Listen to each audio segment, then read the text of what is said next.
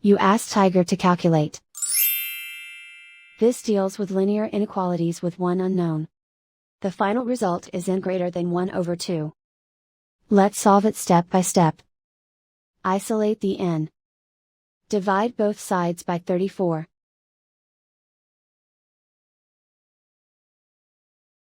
Simplify the fraction.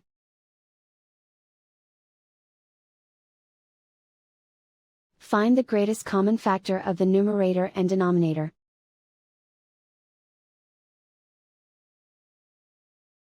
Factor out and cancel the greatest common factor.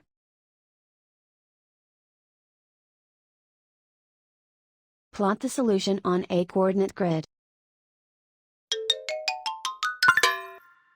And so the final result is n greater than 1 over 2.